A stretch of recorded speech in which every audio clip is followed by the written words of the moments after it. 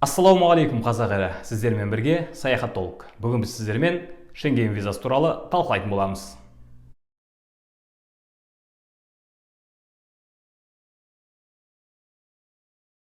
Көптеген Европа мемлекеттері шенгендік аймаққа кіргендіктен кейін сізге міндетті түрде Шенген визасы қажет болады. Шенген аймағына өзіңіз көріп отырған 26 мемлекет кіреді.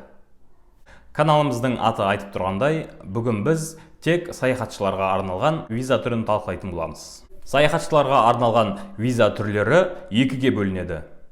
А категориясы және С категориясы. Егерде сіз Европаның қалалары арқылы басқа да мемлекеттерге транзит арқылы жол жүретін болсаңыз, онда сізге осы А категориялы виза керек болады.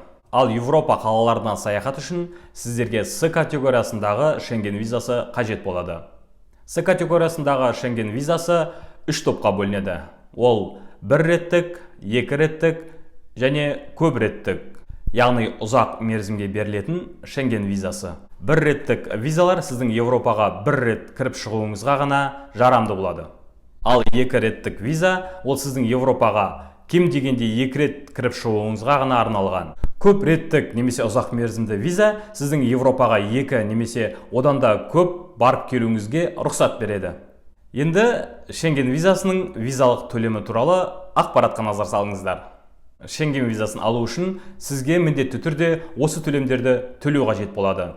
Бірінші ол Шенген визасының жинақтық төлемі. Екінші консулдық жинақ төлемі. Үшінші визалық орталықтың төлемі. Шенген визалық төлемі 2020 жылдың 5 ақпанынан бастап 60 евродан 80 евроға көтерілді. Консулдық төлем құны сіздің қай мемлекеттің консулдық бөліміне барып, құжаттар тапсыруыңызға байланысты өзгеріп отырады. Ал визалық орталықтың құны әртүрлі болуы мүмкін. Ал енді Шенген визасы қандай құжатты қажет ететіні туралы талқылайық. Бірінші өтінім формасы. Өтінім формасы барлық Шенген аймағына кіретін мемлекеттер үшін бірдей. Екінші ол ашық фонда көлемі 3,5-да 4,5 құрайтын фото. Сіздің фото суретіңіз соңғы 6 айдың көлемінде жасалған болу керек. Үшінші ол халықаралық төлқұжат.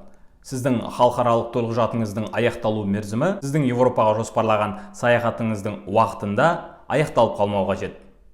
Төртінші, ол сіздің Европаға барып келу билетіңіздің броны және Европа қалаларының арасында сіздің қатынайтын көліктеріңіздің билеті және де Европа қалаларында қоныстанатын қонақ үйлеріңіздің броны болу керек.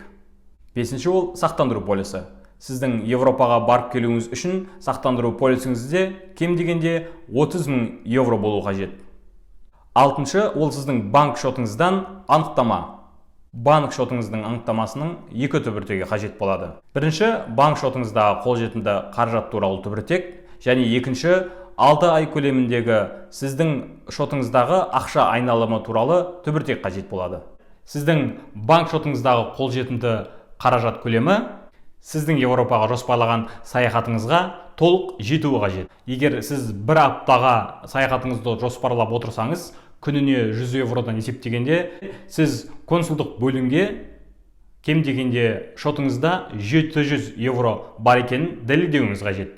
Ал егерде сіз 14 күнге баратын болсаңыз, дәл осы секілді 14 күнге 1400 евро сіздің банктық шотыңызда бар екенін дәлелдеуіңіз керек. Шенген визасын алу үшін қай мемлекеттің консулдық бөліміне құжаттар тапсыруымыз қажет. Шенген визасына өтінім тапсыратын мемлекет, сіз өзіңіздің Европаға саяхатыңызда қай мемлекетте көп уақыт өткізетініңізге байланысты. Егер сіз Италия мемлекетінде 2 күн, Франция мемлекетінде 2 күн және Испания мемлекетінде 3 күн саяхатыңызды жоспарласаңыз, онда сіз міндетті түрде Испания консулдық бөліміне құжаттарыңызды тапсыруыңыз қажет. Егер сіз Италия мемлекетінде 2 күн, Франция мемлекетінде 2 күн, Испания мемлекетінде 2 күн болуды жоспарласаңыз, сіз осы аталған 3 мемлекеттің кез келгеніне тапсыра аласыз. Шенген визасына құжаттарды сіз өзіңіздің жоспарлаған саяхат уақытыңыздан 6 ай бұрын тапсыра аласыз. Шенген визасы қанша уақыт қаралады? Ол сіздің шенгендік виза алу үшін құжаттар тапсырған мемлекетіңіздің консулдық бөліміне байланысты. Бүгінгі тыңдаған ақпараттарыңыз сіздерге пайдалы болды деп сенеміз. Сіздермен бірге болған Саяхаттолық.